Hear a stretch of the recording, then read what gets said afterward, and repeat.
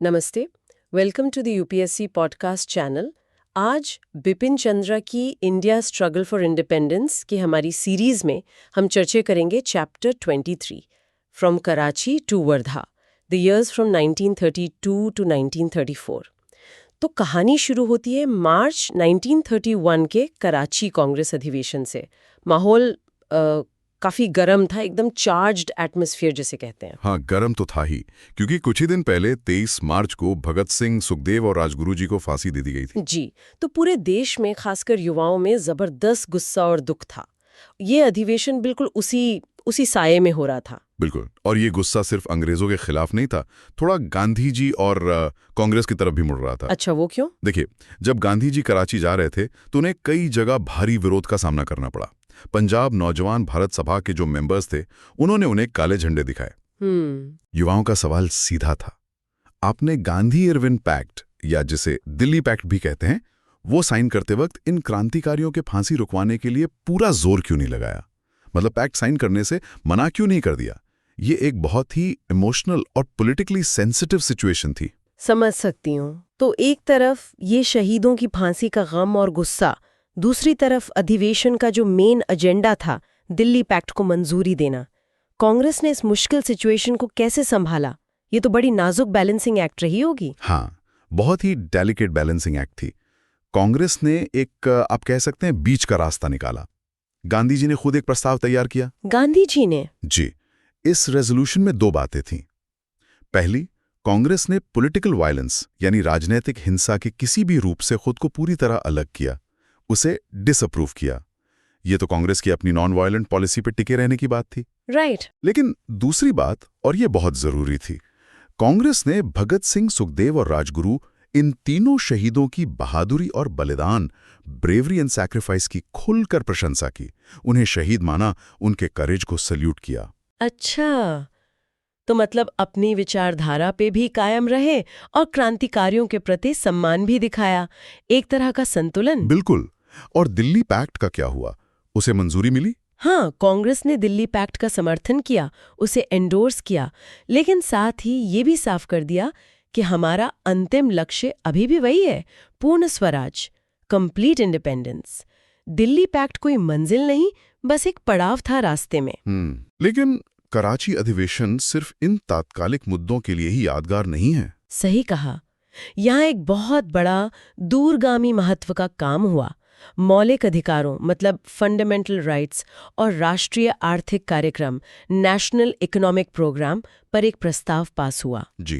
शायद पहली बार कांग्रेस ने इतने विस्तार से ये बताने की कोशिश की कि आम जनता के लिए, मतलब किसानों, मजदूरों, गरीबों, महिलाओं के लिए स्वराज का मतलब क्या होगा। हाँ, ये सिर्फ अंग्रेजों का जाना नहीं, बल्कि उनकी जिंदगी में क्या ठोस पॉजिटिव बदलाव आएगा, उसकी एक ब्लूप्रिंट थी। बिल्कुल, ये एक हिस्टोरिकल कदम था, अ लैंडमार्क रेजोल्यूशन।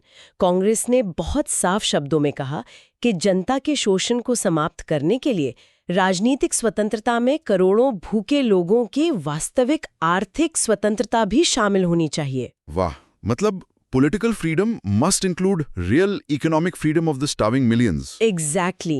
ये सिर्फ पॉलिटिकल पावर ट्रांसफर की बात नहीं थी, बल्कि एक बड़े सोशियो इकोनॉमिक स्ट्रक्चरल चेंज का विजन था।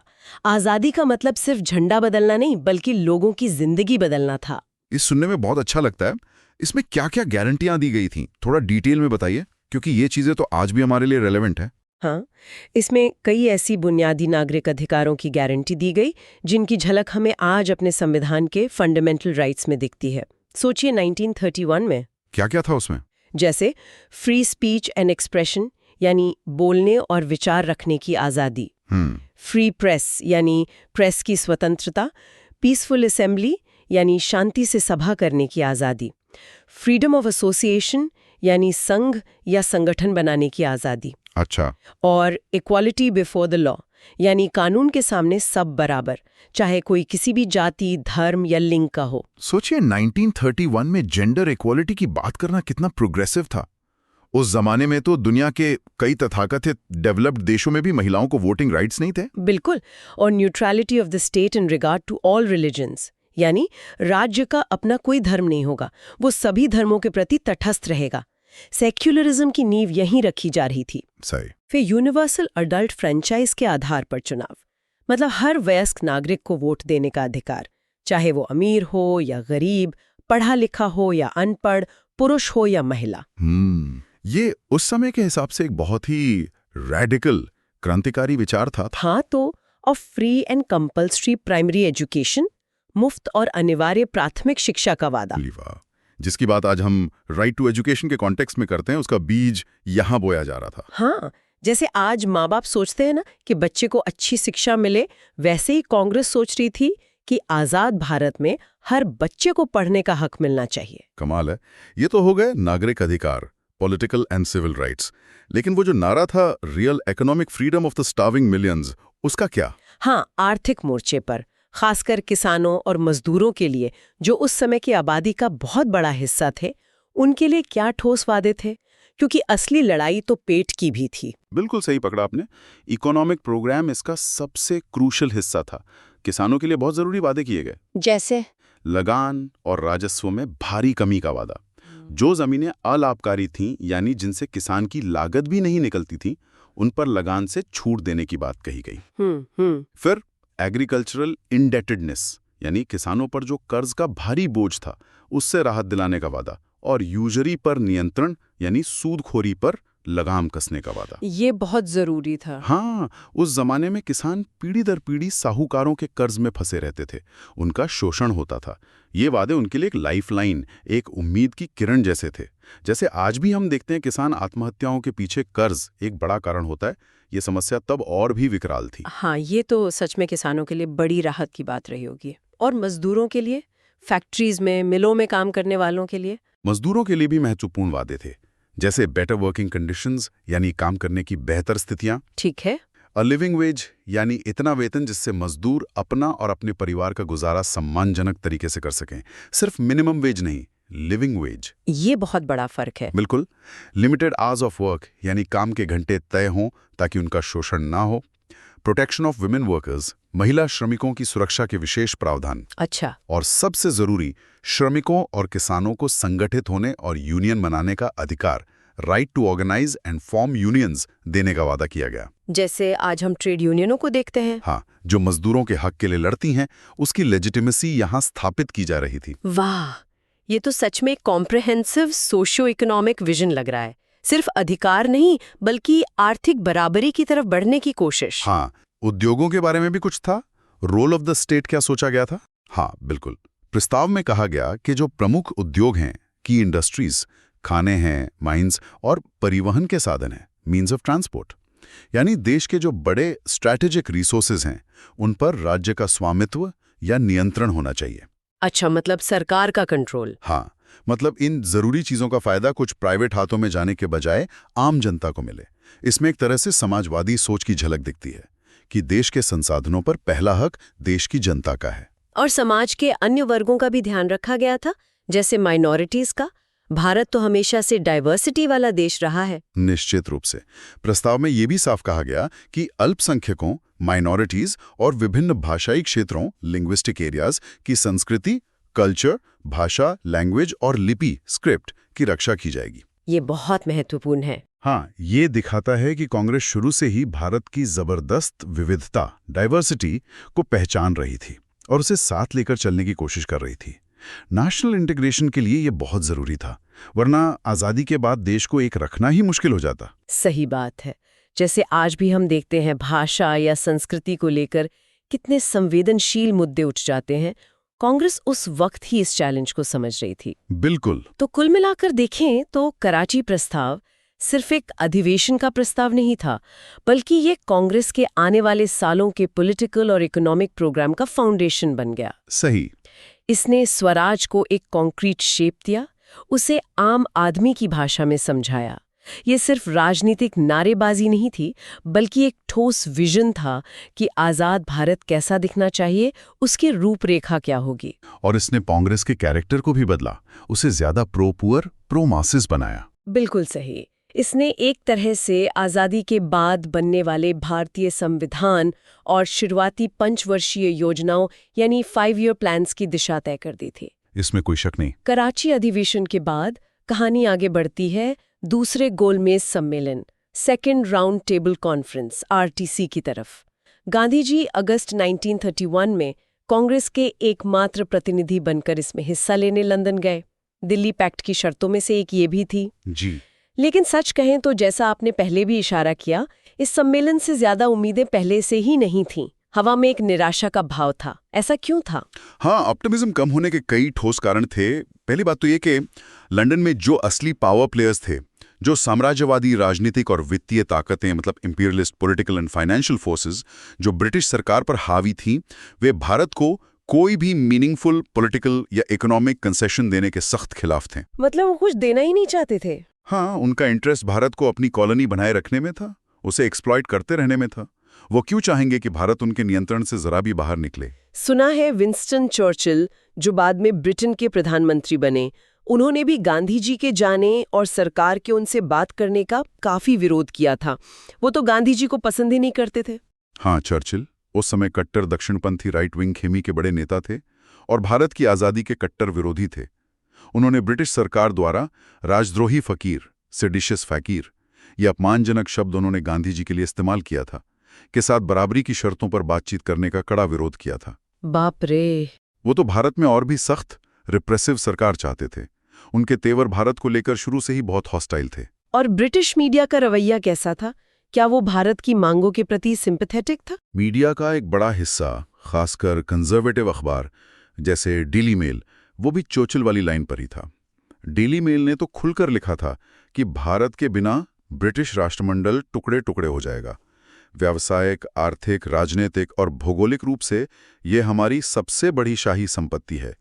इस पर हमारी पकड़ को खतरे में डालना किसी भी ब्रितानी द्वारा किया गया सबसे बड़ा देशद्रोह होगा। अरे, मतलब वो भारत को सोने की चिड़िया समझते थे, अ प्राइज्ड पोजेशन, जिसे किसी भी कीमत पर छोड़ना नहीं चाहते थे। बिल्कुल, उनकी सोच एकदम कॉलोनियल और रेसिस्ट थी। और इसी बीच भारत में भी सिचुएशन बदल रही थी। हाँ, लॉर्ड इरविन, जिनके साथ गांधी जी ने पैक्ट किया था और जिनका रवैया थोड़ा कंसिलेटरी माना जाता था, उनकी जगह लॉर्ड विलिंगडन नए वाइसराय बनकर आ गए। और विलिंगडन कैसे थे? विलिंगडन ज्यादा सख्त, ज्यादा रिजिड और अनकॉम्प्रोमाइजिंग माने जाते थे। उधर ब्रिटेन में भी पॉलिटिकल चेंजेस हुए। दिसंबर 1931 के बाद सरकार बदल गई। प्रधानमंत्री तो लेबर पार्टी के रैमसे मैकडोनाल्ड ही रहे, लेकिन उनकी कैबिनेट में कंजर्वेटिव पार्टी का दबदबा हो गया। एक तरह की कंजर्वेटिव डोमिनेटेड नेशनल गवर्नमेंट बन गई। अच्छा। और भारत के लिए जो नए सेक्रेटरी ऑफ स्टेट बने, सैमुअल होर, वो भी कमजोर और रिएक्शनरी माने जाते थे। मतलब ऊपर से नीचे तक माहौल भारत की मांगों के बिल्कुल खिलाफ था। और जो भारतीय प्रतिनिधि सरकार ने चुनकर भेजे थे सम्मेलन में गांधी जी के अलावा, क्या वो भारत की आवाज बुलंद कर रहे थे? यही तो असली खेल था। गांधी जी और कुछ गिने चुने राष्ट्रवादी नेताओं को छोड़कर सरकार द्वारा चुने गए ज्यादातर भारतीय प्रतिनिधि कौन थे? कौन थे वो? अंग्रेजों के वफादार, लॉयलिस्ट्स, सांप्रदायिक नेता, कम्युनलिस्ट्स जो सिर्फ अपने समुदाय की बात करते थे, अवसरवादी, करियरिस्ट्स, पद के शिकारी, प्लेस हंटर्स, बड़े जमींदार थे और देसी रियासतों के राजकुमारों के प्रतिनिधि थे। अरे बाप रे! अंग्रेजों ने बड़ी चालाकी से इनका इस्तेमाल किया। ये कॉम्पोजिशन डेलिबरेटली डिजाइन की गई थी। मतलब अंग्रेजों ने जानबूझकर ऐसे लोगों को इकट्ठा किया जो आपस में ही लड़ते रहें, divide and rule. Exactly. Strategy साफ थी। पहला, दुनिया को ये दिखाना कि देखो, भारत एक देश नहीं बल्कि आपस में लड़ने वाले गुटों का मजमा है। कांग्रेस सभी भारतीयों के हितों का प्रतिनिधित्व नहीं करती।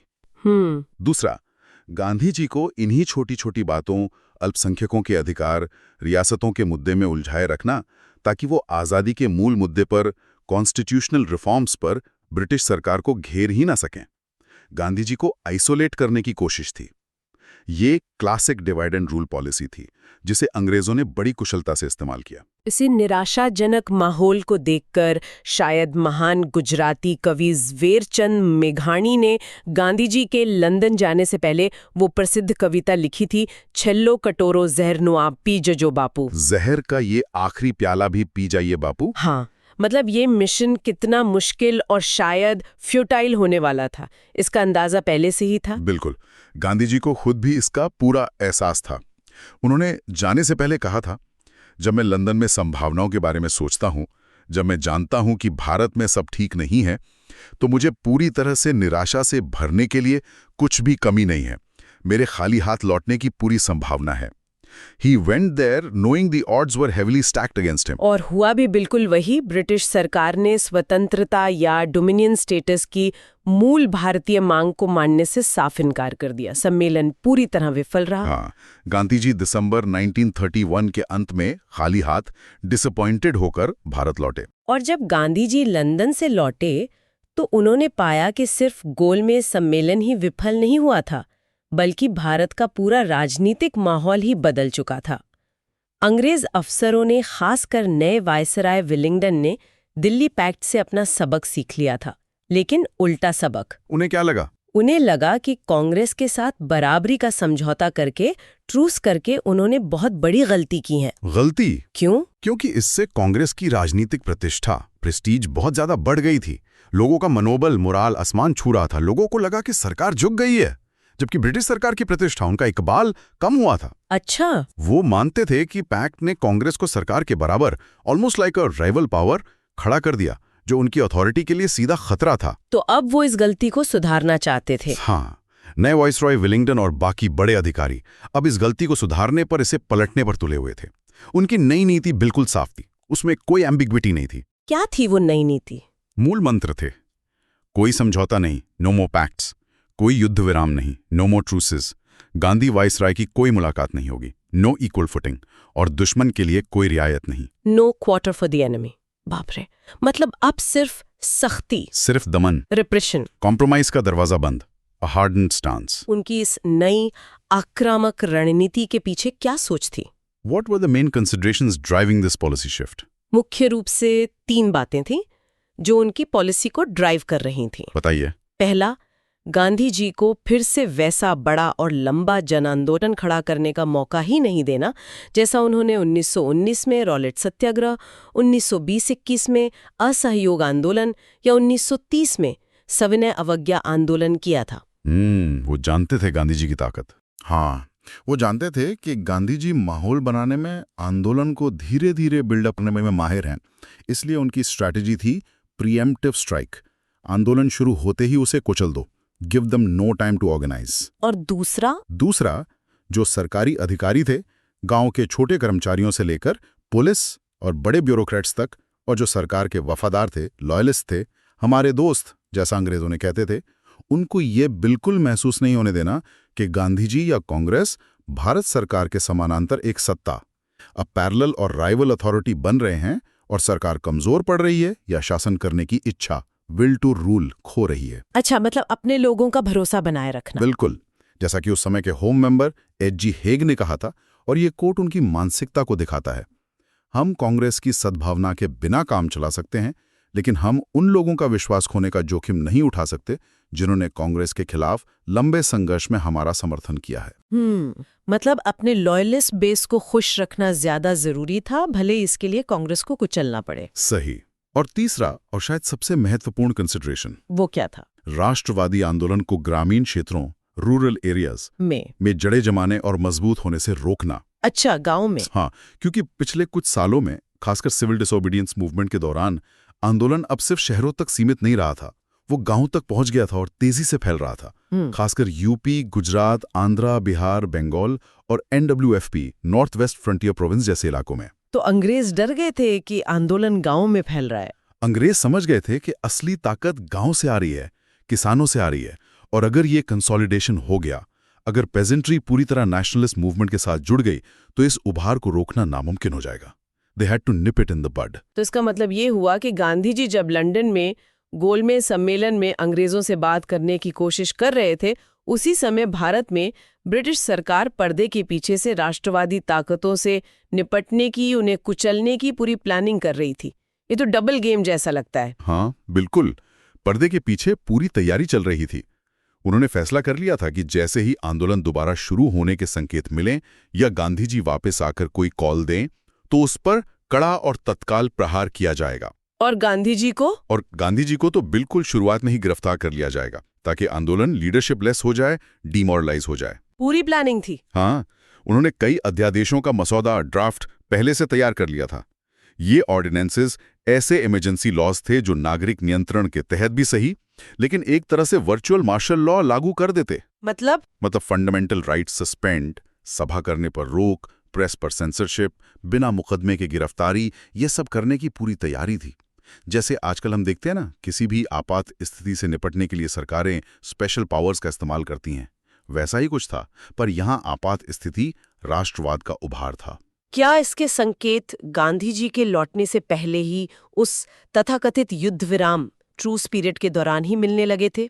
क्या सरकार पैक्ट का पालन कर रही थी? पालन करना तो दूर, सरकार कई जगह पैक्ट की शर्तों का खुलेआम उल्लंघन कर रही थी। जो ट्रूस पीरियड था, उसी दौरान यूपी, एनडब्ल्यूएफपी और बंगाल में जो कुछ हुआ, उससे आने वाले भयानक रिप्रेशन की साफ झलक मिल गई थी। अंग्रेज सरकार का इरादा नेक नहीं था। कहां क्या हुआ था? यूपी उत्तर प्रदेश में देखिए, वहां आर्थिक मंदी, ग्रेट डिप्रेशन का जबरदस्त असर था। किसानों की हालत बहुत खराब थी। कांग्रेस किसानों के लिए कैंपेन चला रही थी, लगान कम करो, पिछला बकाया लगान माफ करो और लगान न चुका पाने पर किसानों को जमीन से बेदखल मत करो। सरकार ने राहत देने से इनकार कर दिया। मजबूरी में दिसंबर 1931 के पहले हफ्ते तक कांग्रेस ने यूपी के 5 जिलों में नो रेंट नो रेवेन्यू, लगान नहीं राजस्व नहीं, अभियान शुरू कर दिया। तो सरकार की प्रतिक्रिया क्या थी? बातचीत नहीं बल्कि दमन।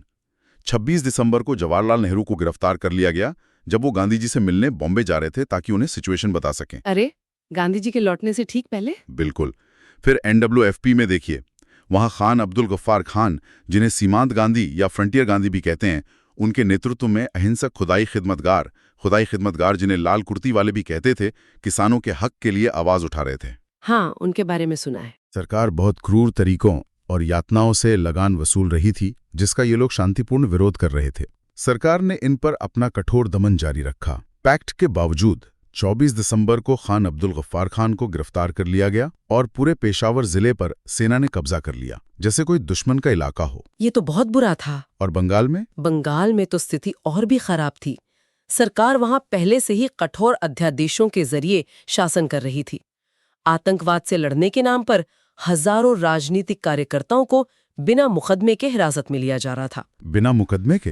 हाँ। और हद तो तब हो गई जब सितंबर 1931 में हिजली डिटेंशन कैंप में राजनीतिक कैदियों पर पुलिस ने गोलीबारी की, जिसमें 2 निहत्थे कैदियों की मौत हो गई। इससे पूरे देश में रोष फैल गया था। तो लंदन से खाली हाथ लौटने पर गांधी जी का स्वागत इस बदले हुए बेहद सख्त और दमनकारी माहौल में हुआ। अंग्रेज सरकार अब किसी भी तरह के समझौते के मूड में बिल्कुल नहीं थी, बल्कि वो कॉन्फ्रंटेशन के लिए पूरी तरह तैयार बैठी थी। हाँ, देश भर में राष्ट्रवादियों पर दबाव बढ़ता ही जा रहा था और बड़े नेताओं की गिरफ्तारियां शुरू हो चुकी थी। बिल्कुल। और ये सारी घटनाएं, ये बदला हुआ रवैया, ये दमन की तैयारी, ये सब आने वाले एक और बड़े संघर्ष, सिविल डिसोबीडियंस मूवमेंट के दूसरे फेज के लिए जमीन तैयार कर रहा था। जी हाँ, अब गेंद कांग्रेस और गांधी जी के पाले में थी।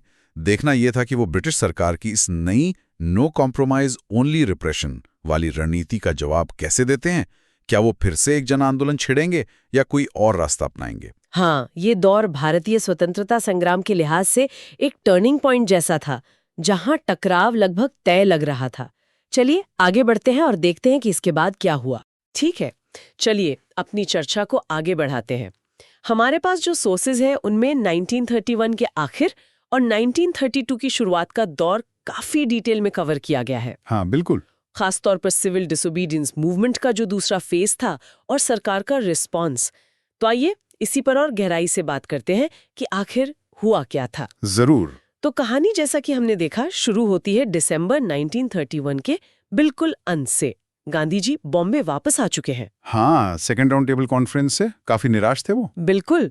और आते ही अगले दिन कांग्रेस वर्किंग कमेटी की मीटिंग होती है। माहौल जाहिर है गर्म है और फैसला लिया जाता है सिविल डिसोबीडियंस मूवमेंट मतलब सविनय अवज्ञा आंदोलन फिर से शुरू किया जाएगा। हाँ, जैसे पिछली बार जहां पॉज किया था वहीं से प्ले करने का इरादा था। सही कहा। और घटनाक्रम भी देखिए कितनी तेजी से आगे बढ़ता है। 31 दिसंबर को मतलब साल के बिल्कुल आखिरी दिन गांधी जी नए वाइसरॉय लॉर्ड विलिंगडन से मिलने का समय मांगते हैं। अच्छा। हाँ, और वो ये भी ऑफर करते हैं कि भाई जब तक मुलाकात नहीं होती तब तक कांग्रेस आंदोलन शुरू करने के फैसले को सस्पेंड रखेगी, टालेगी। मतलब एक तरह से बातचीत की गुंजाइश बनाने की कोशिश करना। एक ऑलिव ब्रांच कह सकते हैं। लेकिन विलिंगडन का रवैया एकदम अलग था। उन्होंने साफ इनकार कर दिया, मिलने से ही मना कर दिया। ओह, और सोर्सेज ये बताते हैं कि ये आगे चलकर एक पैटर्न सा बन गया। अगले 5 सालों में विलिंगडन ने गांधी जी से मिलने से कई बार इनकार किया। मतलब वो बातचीत में यकीन ही नहीं रखते थे? बिल्कुल नहीं। उनका अप्रोच सीधा कॉन्फ्रंटेशन का था। बिल्कुल। बातचीत नहीं, एक्शन। और सरकार ने सचमुच कोई वक्त बर्बाद नहीं किया इसमें। कांग्रेस कुछ कर पाती, कोई तैयारी कर पाती, उससे पहले ही 4 जनवरी 1932 को नया साल लगते ही नया साल लगते ही सरकार ने अपना प्रीएम्प्टिव स्ट्राइक कर दिया। गांधी जी गिरफ्तार। और सिर्फ गांधी जी ही नहीं, और साथ ही एक के बाद एक ऐसे ऑर्डिनेंसेस मतलब अध्यादेश जारी किए गए जिनसे सरकारी अधिकारियों को लगभग अनलिमिटेड पावर्स मिल गईं। बेहिसाब ताकत। स्थिति इतनी गंभीर थी कि एक इतिहासकार ने इसे सिविल मार्शल लॉ तक कह दिया। सोचिए जरा, सिविल मार्शल लॉ है ना, अजीब टर्म, सिविल भी और मार्शल लॉ भी। मतलब कहने को तो मार्शल लॉ नहीं है, पर आम नागरिकों की जो स्वतंत्रताएं होती हैं, सिविल लिबर्टीज, वो लोग भी खत्म ही समझिए। शक के बिना पर गिरफ्तारी, संपत्ति जब्त करना, कोई सुनवाई नहीं, ये सब जैसे जायज हो गया। ये तो आज के जमाने में अगर हम इमरजेंसी के प्रावधानों से कंपेयर करें तो उससे भी ज्यादा सख्त लगता है ये। बिल्कुल। ये एकदम कैलकुलेटेड और आप कह सकते हैं रूथलेस मूव थी सरकार की तरफ से। उनका इरादा बिल्कुल साफ था, आंदोलन को पनपने से पहले ही कुचल देना है, जड़ से ही उखाड़ देना। बिल्कुल। और नतीजा क्या हुआ? एक हफ्ते के अंदर ही देश भर के जो बड़े कांग्रेसी नेता थे, CWC members, provincial committee president, secretary, सबके सब जेल में। अरे बाप रे। संगठन को पूरी तरह से डीकैपेसिटेट करने की कोशिश। सरकार ने पिछली बार के आंदोलन से, मतलब 1930-31 वाले से सबक लिया था और इस बार वो कोई चांस नहीं लेना चाहती थी। लेकिन यहाँ एक बड़ा दिलचस्प मोड़ आता है। सरकार ने शायद सोचा था कि भाई बड़े नेताओं को पकड़ लेंगे तो जनता डर जाएगी, चुप बैठ जाएगी। लीडर नहीं तो आंदोलन नहीं, यही सोचा होगा। पर हुआ इसका बिल्कुल उल्टा। लोगों में जबरदस्त गुस्सा फूटा। ये बात सही है कि शायद कांग्रेस इस बार उतनी प्रिपेयर्ड नहीं थी, है ना? नेताओं को रणनीति बनाने का ज्यादा वक्त ही नहीं मिला। वो तो प्रीएम्प्टिव स्ट्राइक था। लेकिन पॉपुलर रिस्पॉन्स, जो आम जनता का रिएक्शन था, वो बहुत पावरफुल था। आंकड़े तो चौंकाने वाले हैं। पहले 4 महीनों में ही 80,000 से ज्यादा सत्याग्रही जेल गए। 80,000 4 महीने में? और इसमें भी ध्यान देने वाली बात यह है कि इनमें ज्यादातर शहरों और गांवों के गरीब लोग थे। अच्छा, ये जरूरी पॉइंट है। ये दिखाता है कि आंदोलन की जड़ें कितनी गहरी थीं। ये सिर्फ पढ़े लिखे मिडिल क्लास या एलीट्स तक सीमित नहीं था, ये आम आदमी तक पहुंच चुका था। बिल्कुल। और ये विरोध सिर्फ जेल जाने तक ही नहीं रुका था। लाखों लोग सड़कों पर उतर आए थे। वो पिकेटिंग वगैरह। शराब की दुकानों और विदेशी कपड़ों की दुकानों के बाहर पिकेटिंग यानी धरना देना, वो तो जैसे एक रूटीन सा बन गया था। आप इमेजिन कीजिए, मोहल्ले की औरतें, छात्र, आम लोग दुकानों के बाहर खड़े हैं। लोगों से अपील कर रहे हैं कि भाई ये मत खरीदो, विदेशी माल है, या शराब मत पियो। बिल्कुल। फिर इलीगल गैदरिंग्स, मतलब अवैध सभाएं हो रही थी। पुलिस मना कर रही है, लाठीचार्ज कर रही है, लेकिन लोग फिर भी जमा हो रहे थे। नॉन वायलेंट डिमॉन्स्ट्रेशंस आम थे। अच्छा।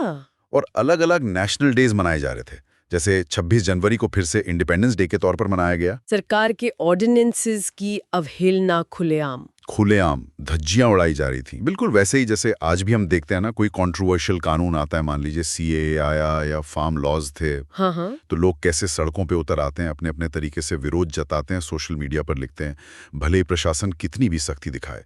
वो जो जज्बा है ना विरोध का, वो शायद यहीं से और मजबूत हुआ था। ये बात तो है। लेकिन सरकार का रिएक्शन इस बार पहले से कहीं ज्यादा ब्रूटल था। बहुत बेरहम। 1930-31 वाले आंदोलन में फिर भी थोड़ी नरमी थी, इरविन थे, बातचीत की गुंजाइश दिखती थी। थोड़ी उम्मीद थी। लेकिन इस बार विलिंगडन की पॉलिसी बिल्कुल साफ थी, रिलेंटलेस रिप्रेशन, मतलब बिना रुके बेरहमी से दमन करना है। कोई नरमी नहीं। कांग्रेस और उससे जुड़ी जितनी भी संस्थाएं थीं, सबको इल्लीगल घोषित कर दिया गया। सारी। उनके दफ्तर सील कर दिए गए, उनके बैंक अकाउंट्स, उनके फंड सब जब्त कर लिए गए। और मतलब किसी संगठन की कमर तोड़ने के लिए जो कुछ किया जा सकता था, वो किया गया। और वो गांधी आश्रमों का क्या हुआ? देश भर में जितने गांधी आश्रम थे, जो सिर्फ पॉलिटिकल सेंटर नहीं थे, वो तो खादी, चरखा, सामाजिक कामों के भी केंद्र थे। कंस्ट्रक्टिव वर्क के। बिल्कुल। उन सब पर पुलिस ने कब्जा कर लिया। ये सिर्फ एक पॉलिटिकल हमला नहीं था, ये एक तरह से कल्चरल और सोशल ताने बाने पर भी हमला था। और जो आम लोग सड़कों पर थे, जो शांति से पिकेटिंग कर रहे थे, सत्याग्रही थे, जुलूस निकाल रहे थे, उनके साथ जो हुआ वो और भी भयानक था। लाठीचार्ज। भयानक लाठीचार्ज। पिटाई तो आम बात थी। गिरफ्तार होने वालों को अक्सर रिग्रेस इम्प्रिजनमेंट यानी कठोर कारावास की सजा मिलती थी, जिसमें वो पत्थर तोड़ने जैसे काम करवाते थे। हाँ वही। और साथ ही हेवी फाइन्स, भारी जुर्माना लगाया जाता था। और अगर जुर्माना ना दे पाए तो उनकी जमीनें, उनका घर का सामान, यहाँ तक कि बर्तन भांडे भी कौड़ियों के दाम पर नीलाम कर दिए जाते थे। हे भगवान। सोचिए किसी गरीब किसान की पुश्तैनी जमीन जिस पर शायद पीढ़ियों से खेती हो रही है, वो चंद रुपयों के जुर्माने के लिए छीन ली जाए। ये तो बहुत ही क्रूर है। आज भी जब हम सुनते हैं कि कर्ज ना चुका पाने पर किसानों की क्या हालत होती है। हाँ, दिल कांप जाता है। उस समय तो ये सब सरकारी संरक्षण में बाकायदा कानून के नाम पर हो रहा था। और जेलों के अंदर क्या होता था? खबरें तो बहुत बुरी आती थीं। जेलों के अंदर की कहानियां तो और भी दर्दनाक है। कैदियों के साथ बहुत बुरा बर्ताव होता था। विपिंग यानी कोड़े मारना, वो एक कॉमन सजा बन गई थी। कोड़े मारना? हाँ, कोड़े मारना। ये तो जैसे अंग्रेजों के जमाने की एक निशानी थी। और वो नो टैक्स कैंपेन्स का क्या हुआ, जो किसान लगान नहीं दे रहे थे? हाँ, देश के कई ग्रामीण इलाकों में, खासकर यूपी, गुजरात, आंध्र, कर्नाटक में ये नो टैक्स कैंपेन्स चल रहे थे। किसान कह रहे थे हम लगान नहीं देंगे। उनके साथ तो हद दर्जे की सख्ती बरती गई। मतलब उनकी जमीनें, घर, मवेशी, खेती के औजार, सब कुछ कॉन्फिस्केट कर लिया जाता था। उन्हें इकोनॉमिक रूप से पूरी तरह बर्बाद करने की कोशिश थी ताकि वो दोबारा सिर उठाने की हिम्मत ही ना कर सकें। ये तो सिस्टमैटिक डिस्ट्रक्शन है। बिल्कुल। पुलिस का रवैया तो बिल्कुल ऐसा था जैसे उन्हें खुली छूट मिल गई हो। अंग्रेजी में कहें तो अ रेन ऑफ नेकेड टेरर। अनगिनत अट्रॉसिटीज की खबरें हैं। कोई उदाहरण है इसका? गुजरात के खेड़ा जिले का रास गांव का किस्सा तो रोंगटे खड़े कर देता है। सोर्सेज बताते हैं कि वहां टैक्स न देने वाले किसानों को सजा देने के लिए क्या क्या नहीं किया गया। जैसे कि उन्हें नंगा करके सरेआम कोड़े मारे गए, और कुछ मामलों में तो बिजली के झटके, इलेक्ट्रिक शॉक्स तक दिए गए। बिजली के झटके? ये क्या मजाक है? मजाक नहीं, ये हकीकत थी। ये सिर्फ कानून लागू करना नहीं था, ये सरासर आतंक फैलाना था। लोगों की हिम्मत तोड़ने की एक ब्रूटल कोशिश थी। ये दिखाता है कि कॉलोनियल पावर अपनी सत्ता बचाने के लिए किस हद तक जा सकती है। बिल्कुल। और इस रिप्रेशन का एक खास निशाना महिलाएं भी थीं, है ना? क्योंकि इस बार महिलाओं ने बहुत बढ़ चढ़कर हिस्सा लिया था। हाँ, अभूतपूर्व संख्या में भाग लिया था पिकेटिंग में, प्रदर्शनों में, यहाँ तक कि जेल जाने में भी महिलाएं पीछे नहीं थी। तो सरकार को ये बात खटक रही होगी। जाहिर है, उन्हें लगा कि अगर महिलाओं को डरा दिया जाए, उन्हें डिस्करेज कर दिया जाए, तो आंदोलन की एक बड़ी ताकत कमजोर पड़ जाएगी। तो उन्होंने क्या किया? इसलिए जेलों में महिलाओं के लिए हालात जानबूझकर मुश्किल और अपमानजनक बनाए गए। ओह! सोचिए, उस जमाने में जब महिलाओं का घर से निकलना ही बड़ी बात मानी जाती थी, उन्हें जेल में किस तरह की मानसिक और शारीरिक यातना झेलनी पड़ी होगी। हाँ, आज भी जब महिलाएं किसी प्रोटेस्ट में आगे आती हैं, चाहे वो स्टूडेंट प्रोटेस्ट हो या कोई और सामाजिक आंदोलन, हाँ, जैसे शाहीन बाग वगैरह, हाँ, तो उन्हें किस तरह के targeted harassment, online trolling, character assassination का सामना करना पड़ता है। बिल्कुल। उस समय ये सब और ज्यादा फिजिकल और ब्रूटल रहा होगा, बिना किसी सोशल मीडिया के। सही बात है। और फिर आता है प्रेस का मुद्दा, फ्रीडम ऑफ प्रेस। हाँ, जिसे लोकतंत्र का चौथा स्तंभ कहते हैं। उसे तो पूरी तरह खत्म ही कर दिया गया था। मतलब कुछ भी छापने पर पाबंदी। हाँ, आंदोलन के बारे में रिपोर्ट करना, उस पर कोई एडिटोरियल लिखना, टिप्पणी करना, नेताओं या सत्याग्रहियों की तस्वीरें छापना, सब पर पाबंदी लगा दी गई थी। नेशनलिस्टिक लिटरेचर को दबाने की भरपूर कोशिश हुई। इसके कुछ आंकड़े हैं। हाँ, आंकड़े बताते हैं कि 1932 के पहले 6 महीना में ही 109 जर्नलिस्ट और 98 प्रिंटिंग प्रेसेस पर कार्रवाई हुई। बाप रे! राष्ट्रवादी साहित्य जैसे कविताएं, कहानियां, उपन्यास जो लोगों में जोश भरते थे, उन्हें बड़े पैमाने पर बैन कर दिया गया। ये तो सीधी ही सेंसरशिप थी। सीधी सेंसरशिप।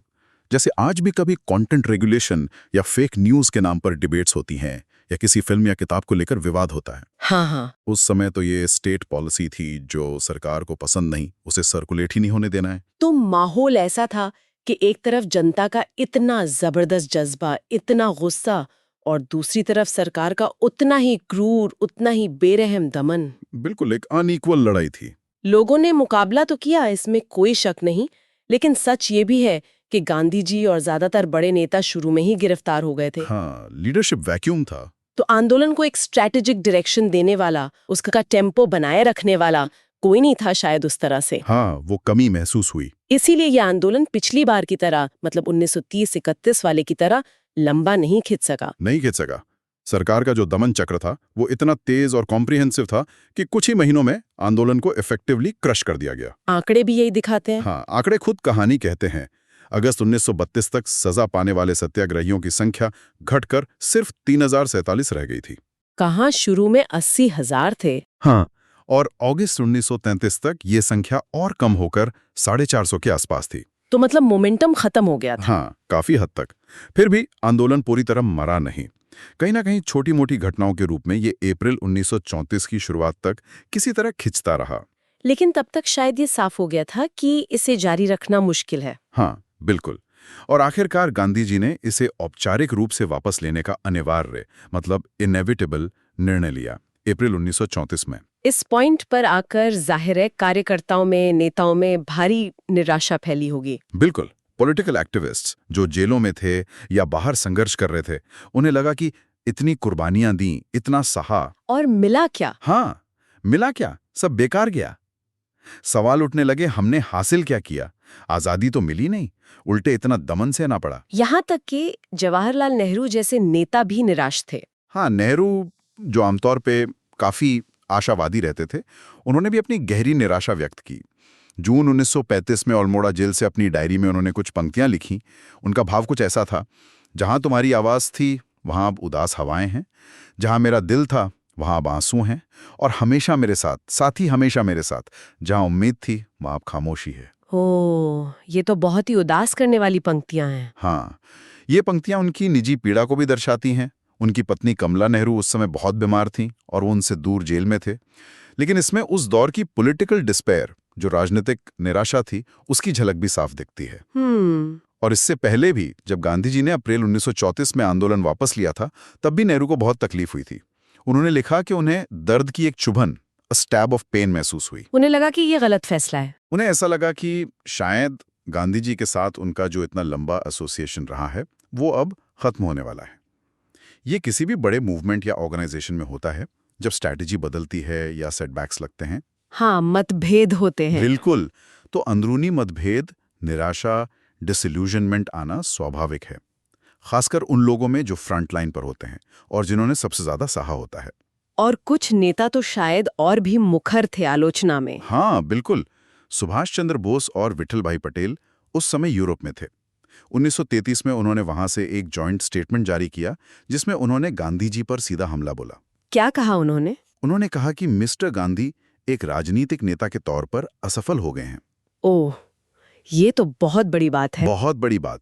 और इतना ही नहीं, उन्होंने ये भी कहा कि कांग्रेस को अब नए सिद्धांत और नई पद्धति के साथ रैडिकल रीऑर्गेनाइजेशन की जरूरत है, मतलब पूरी तरह से बदलने की जरूरत है। और इसके लिए नया नेता चाहिए। हाँ, और इसके लिए एक नए नेता की जरूरत है। यह गांधी जी के नेतृत्व पर एक खुला चैलेंज था। तो जाहिर है ब्रिटिश सरकार तो खुश हुई होगी ये सब देखकर। अब जाहिर सी बात है, ब्रिटिश सरकार और उनके समर्थक यानी भारतीय राष्ट्रवाद के तो दुश्मन थे, वो राष्ट्रवादियों की इस आपसी फूट और निराशा पर बड़े खुश हो रहे थे। उन्हें लगा बस अब कांग्रेस खत्म। आंदोलन तो कुचल ही दिया है। हाँ, आंदोलन कुचल दिया, नेता आपस में लड़ रहे हैं, जनता निराश है। वाइसरॉय विलिंगडन ने तो 1933 की शुरुआत में पब्लिकली डिक्लेयर भी कर दिया था। क्या कहा था? उन्होंने कहा, कांग्रेस निश्चित रूप से 1930 की तुलना में कमजोर स्थिति में है और जनता पर अपनी पकड़ खो चुकी है। उन्हें पूरा यकीन था कि उनकी जो आयरन फिस्ट पॉलिसी थी वो सफल हो गई है। लेकिन यहीं पर शायद वो गलती कर रहे थे। बिल्कुल। यहीं पर विलिंगडन और पूरी ब्रिटिश हुकूमत एक बहुत बड़ी भूलफहमी, एक बड़ी मिसकैलकुलेशन कर रही थी। वो भारतीय राष्ट्रीय आंदोलन के नेचर को, उसकी स्ट्रैटेजी को समझ ही नहीं पाए। वो इसे सिर्फ एक राजनीतिक आंदोलन समझ रहे थे। हाँ, वो इसे सिर्फ सड़कों पर प्रदर्शन करने या जेल भरने की लड़ाई समझ रहे थे। जैसा कि सोर्सेज इशारा करते हैं, ये असल में लोगों के दिलो दिमाग की लड़ाई थी। A battle for the minds and hearts of main and women. मतलब चेतना बदलने की लड़ाई। एग्जैक्टली। ये लोगों की चेतना बदलने की, उनमें सेल्फ रिस्पेक्ट जगाने की और आजादी के विचार को उनके अंदर डीपली इम्प्लांट करने की लड़ाई थी। तो इस नजरिए से देखें तो विलिंगडन की पॉलिसी फेल हुई। बिल्कुल। जैसे पहले वाइसरॉय इरविन की नेगोशिएशंस की पॉलिसी फेल हुई थी क्योंकि उससे स्वराज नहीं मिला, वैसे ही विलिंगडन की रूथलेस सप्रेशन की पॉलिसी भी अल्टीमेटली फेल ही हुई। क्यों? दमन से तो आंदोलन दब गया था। क्योंकि भले ही लोग डर गए थे, दब गए थे, टेम्पररी तौर पर पीछे हट गए थे, लेकिन उन्होंने कांग्रेस में या आज़ादी के मूवमेंट में अपना विश्वास नहीं खोया था। अच्छा। उसे बेरहमी से कुचल दिया गया, लेकिन इस पूरे एक्सपीरियंस ने, इस दमन ने भारतीय लोगों को अंदर से और बदल दिया था। कैसे बदल दिया था? उनकी लड़ने की इच्छा शक्ति, द विल टू फाइट, वो कमजोर होने के बजाय और मजबूत हुई थी। और ब्रिटिश राज में जो थोड़ा बहुत भरोसा बचा भी था, वो पूरी तरह शैटर हो चुका था। मतलब अब कोई भ्रम नहीं रहा। कोई भ्रम नहीं रहा। लोगों को ये एहसास हो गया था कि ये सरकार पराई है और इससे न्याय की उम्मीद करना बेकार है। लड़ना ही पड़ेगा और डटकर लड़ना पड़ेगा। जैसे कभी कभी परिवार में कोई बड़ा झगड़ा होता है और भले ही ऊपर से सब शांत हो जाए, पर अंदर ही अंदर रिश्ते हमेशा के लिए बदल जाते हैं, है ना? वैसा ही कुछ हुआ था यहाँ भी। इस बात को किसी बाहरी ऑब्जर्वर ने भी नोट किया था शायद। हाँ, H.N. ब्रेल्सफोर्ड, जो ब्रिटेन की लेबर पार्टी से जुड़े एक जर्नलिस्ट थे और उन्होंने भारत का दौरा भी किया था।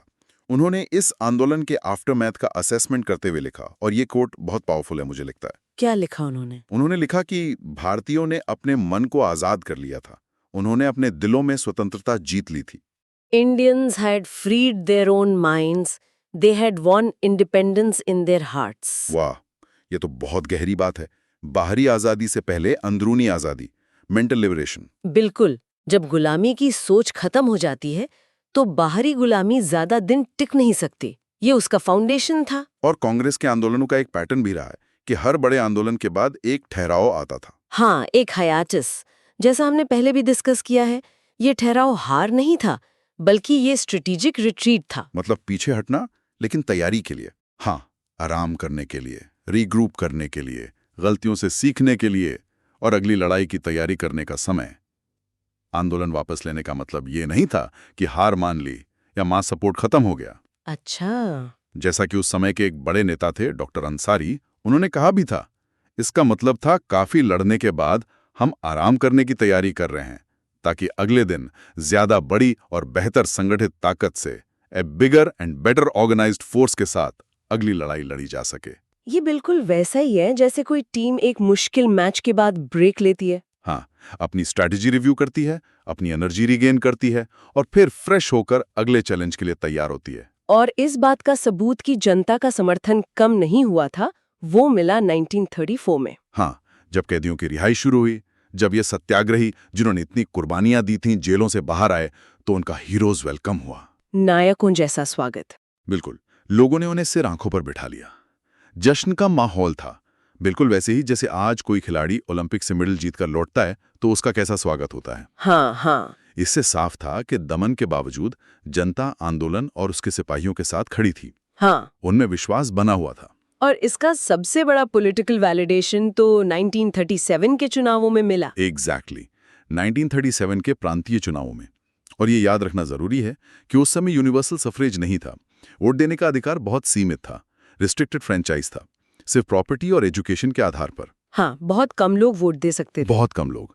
इसके बावजूद कांग्रेस ने 11 में से 6 प्रांतों में एब्सोल्यूट मेजॉरिटी हासिल की और कई और प्रांतों में सिंगल लार्जेस्ट पार्टी बनी। ये तो जबरदस्त प्रदर्शन था।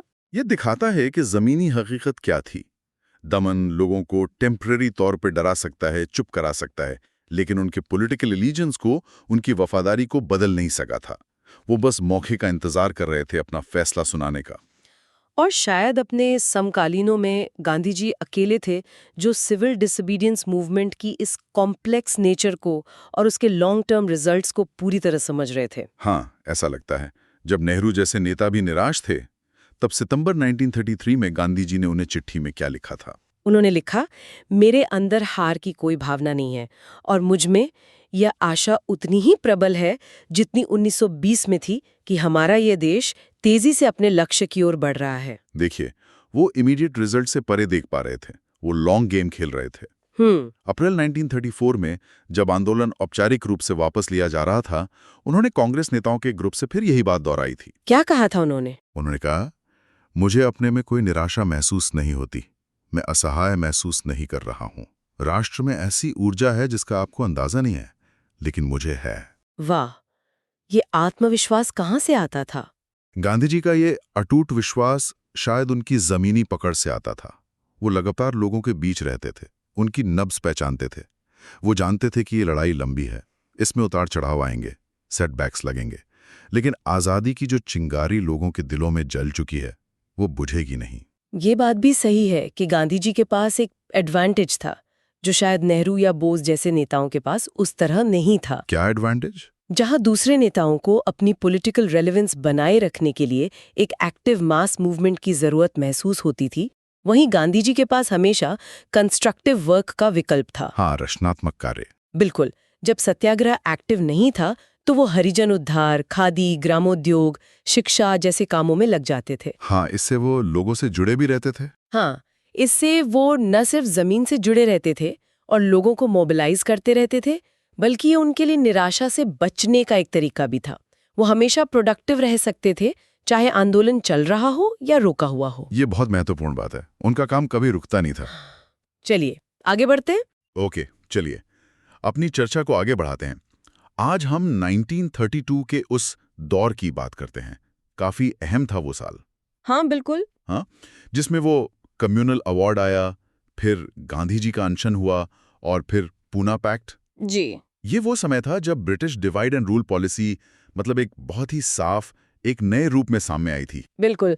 अगस्त 1932 में ब्रिटिश गवर्नमेंट ने, उस वक्त प्राइम मिनिस्टर थे रैमसे मैकडोनाल्ड, उन्होंने ये कम्युनल अवार्ड अनाउंस किया। अच्छा। और इसका बेसिक फंडा ये था कि अलग अलग जो माइनॉरिटी कम्युनिटीज हैं उनके लिए प्रोविंशियल लेजिस्लेचर्स में सीटें रिजर्व लूंगी, और उन रिजर्व सीटों के लिए वोट भी सिर्फ उसी कम्युनिटी के लोग डालेंगे। अच्छा। इसी सिस्टम को सेपरेट इलेक्टोरेट कहा गया। मतलब हर कम्युनिटी का अपना अलग पॉलिटिकल दायरा, अपने ही वोटर्स। मतलब अगर मुस्लिम्स के लिए सीट है तो सिर्फ मुस्लिम वोटर्स ही वोट करेंगे उस सीट पर। एग्जैक्टली। और सिखों के लिए तो सिर्फ सिख वोटर्स। हाँ। अरे, ये तो सीधा सीधा समाज को अलग अलग डब्बों में बंद करने जैसा लग रहा है। हाँ, कह सकते हैं। जैसे मान लीजिए किसी बड़ी सोसाइटी में इलेक्शन हो और रूल बन जाए कि टावर ए वाले सिर्फ टावर ए के बंदे को वोट देंगे, टावर बी वाले सिर्फ टावर बी वाले को। हाँ हाँ। तो पूरी बिल्डिंग की जो कॉमन प्रॉब्लम्स हैं, जैसे पानी, पार्किंग, उस पे कौन ध्यान देगा? सब अपनी अपनी पॉलिटिक्स में लगे रहेंगे। बिल्कुल वही बात थी। और देखिए, Muslim, Sikhs, Indian Christians, Anglo Indians, Europeans, इन सब के लिए तो ये सिस्टम किसी न किसी रूप में पहले से चल रहा था या प्रपोज हो चुका था। हाँ, ये तो था। लेकिन इस अवार्ड का सबसे बड़ा और मैं कहूंगी सबसे कंट्रोवर्शियल पॉइंट था इसका डिप्रेस्ड क्लासेस पर एप्लीकेशन। हाँ, ये अहम था। मतलब जिन्हें आज हम शेड्यूल्ड कास्ट्स कहते हैं। जी। अवार्ड ने उन्हें भी एक सेपरेट माइनॉरिटी ग्रुप मान लिया और उनके लिए भी सेपरेट इलेक्टोरेट्स का प्रोविजन कर दिया। ये एक बहुत बड़ा कदम था क्योंकि इसने डिप्रेस्ड क्लासेस को कम से कम पॉलिटिकली बाकी हिंदू कम्युनिटी से अलग कर दिया। अच्छा, ब्रिटिश गवर्नमेंट का तर्क क्या था इसके पीछे? मतलब क्यों किया ऐसा? उनका कहना था कि ये उनकी प्रोटेक्शन के लिए जरूरी है। उनको लगता था कि हिंदू मेजॉरिटी में शायद उनके इंटरेस्ट प्रोटेक्ट ना हो। तो इस पर कांग्रेस का रिएक्शन क्या था? उनका तो जो फंडामेंटल स्टैंड था वो हमेशा सेपरेट इलेक्टोरेट्स के खिलाफ रहा है ना। वो तो एक यूनाइटेड नेशनल मूवमेंट की बात करते थे। हाँ, कांग्रेस फंडामेंटली इस पूरे कॉन्सेप्ट के ही खिलाफ थी। उनका कोर आर्ग्यूमेंट ये था कि ये जो सेपरेट इलेक्टोरेट्स हैं, ये देश में एक कलेक्टिव नेशनल कॉन्शियसनेस, मतलब एक साझी राष्ट्रीय चेतना, उसको बनने में सबसे बड़ी रुकावट है। सही। इससे लोगों में ये फीलिंग मजबूत होती है कि हम अलग हैं, हमारे इंटरेस्ट्स अलग हैं, उनकी प्रॉब्लम्स अलग हैं। हाँ, वो हम और वो वाली बात बढ़ जाती है। एग्जैक्टली। ये देश को जोड़ने के बजाय तोड़ने का काम करता है।